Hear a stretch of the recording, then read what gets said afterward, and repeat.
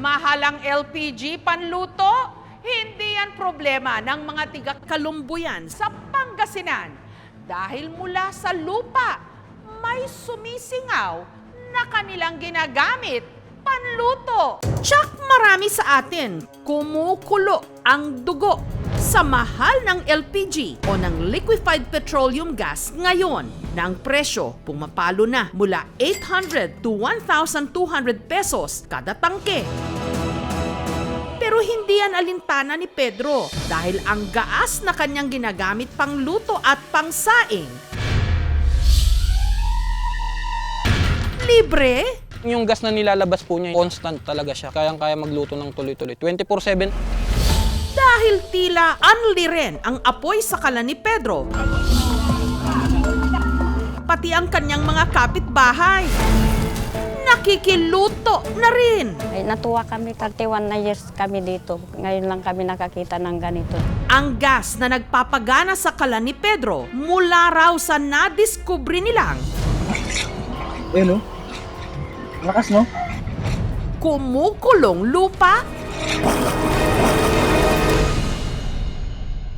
Dito sa lupain na pagmamay-ari ni na Pedro sa Barangay Kalumbuyan, San Carlos, Pangasinan, nagmula ang gaas na nagpapagana sa kanyang improvised kalan kung saan ang lupa bumubulwak at tila kumukulo-kulo. Dati, sa iisang bahagi lang daw lumitaw ang bumubulwak na lupa. Umabot din siguro mga 10 to 15 feet kung sumirit. Pero ngayon, halos 80% o napakalaking bahagi na ng 2,700 square meters na lupain ni na Pedro ang kumukulo. Banayad na siya ngayon pero lumawak yung sakop niya. Nito lang Enero nung nadiskubre ito ni na Pedro habang inaayos ang koneksyon ng tubig sa kanilang bahay. Nag-hire kami ng mga manggagawa. Magpapabutas sana kami para magkaroon kami ng masarap na tubig. Nagbutas kami ng 7 tubo, 140 feet yun. Dinagdagan namin ng isang tubo, hindi na siya kayang ibaon. May biglang hangin na lumabas.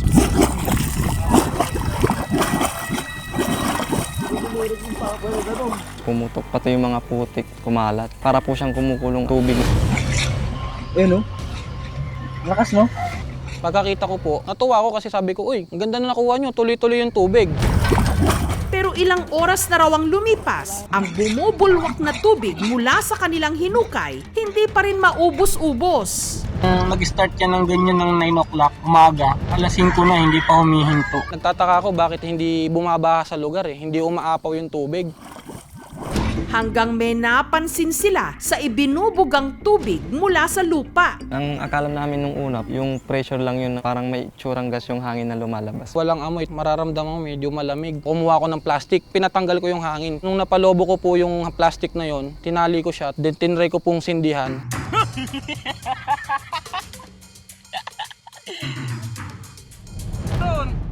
Mayroon niya ako yun. Lumiyab po. Dito napagtanto ni Pedro na ang hangin mula sa bumubulwak na tubig posibleng may gaas. Pwede na rin. Feeling ko lumakas pa nga siya. Kasi biruin nyo, nagkaroon na ng air bubble sa iba't ibang lugar.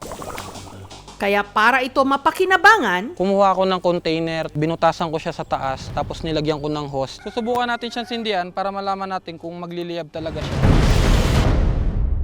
Nilinyahan ko sa malayo, tapos yung dulo ng hose na yun, itinap ko ngayon siya sa kalan. Pag sinindihan mo yun, aandar na siya.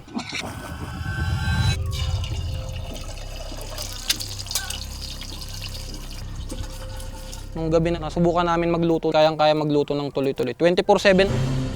ang balita sa improvised LPG ni Pedro parang apoy na kumalat sa kanilang barangay. Kaya para makatipid, ang kapitbahay ni Pedro na si Delia, araw-araw nang nakikiluto sa kanilang kalan. Naunahin kong sila ni Pedro, kami ang susunod. Simula po noong January, tuloy-tuloy po ang pagsasaing namin. Si Baby naman, mula nung nakigamit ng kalan ni Pedro, 1,000 piso raw ang natitipid kada buwan. Nagpainit ako ng tubig, tapos nagluto ako ng ulam. Nakatipid kami sa gas kasi hindi na kami bumibili. Nakadagdag po sa mga pagkain ng mga bata. Biyaya man ang tingin ni na Pedro, Delia at Baby sa libreng tila pa LPG mula sa kumukulong lupa, ang ilan sa kanilang mga kabarangay na babahala. Natatakot po. Ay, pag sinindihan mo yun, umaapoy eh. Kamamaya sumabog. Pwedeng hagisan ng sigarilyo, kaya natatakot ako na baka masindihan siya. Kaya sina Pedro, bantay sarado ito. Yung tatay ko nandito 24/7. Laking tulong din ng napabakuran namin siya bago namin nagpabutas. Nakokontrol yung crowd sa pagpasok. Ang yellow lane po na yan ay para po makontrol natin yung pagpasok ng mga tao habang wala pa pong final na abiso from DOE. Pwede pong gamitin ng owner yan. Plano ko talagang i-convert sa kuryente yan. Pero di ko siya pwedeng galawin unless malaman natin kung ano ba talaga yung nasa ilalim. Para maliwanagan, inilapit ni Pedro ang nadiskubre niya sa mga otoridad. Pumunta ako sa munisipyo, kinunta ko na rin po yung DOE. Kumuha sila ng sample doon, titingnan daw kung methane gas or biogas. Ano nga ba ang meron sa ilalim ng lupain ni na Pedro at kumukulo ito? Meron kaya ritong gas deposit? Meron din pa pala ganun. Ayun, no? Lakas, no?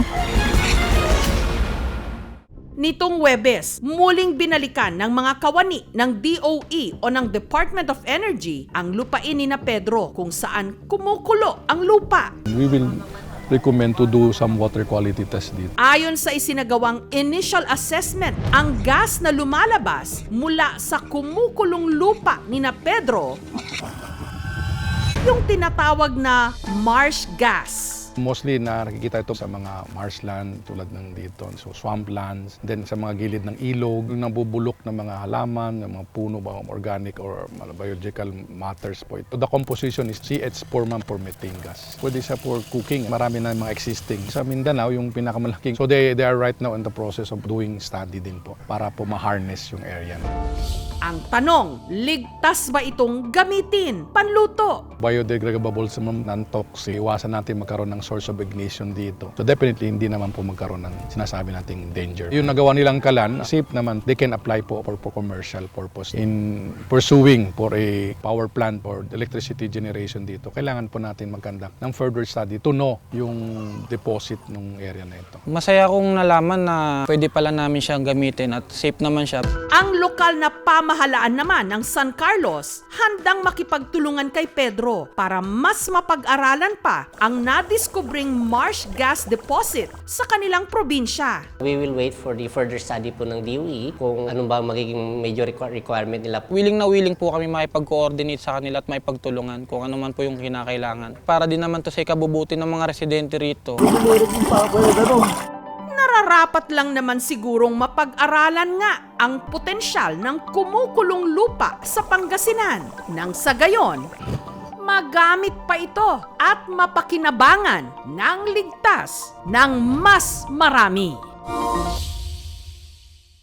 Thank you so much mga kapuso. Kung nagustuhan niyo po ang videong ito, subscribe na sa GMA Public Affairs YouTube channel. Don't forget to hit the bell button for our latest updates.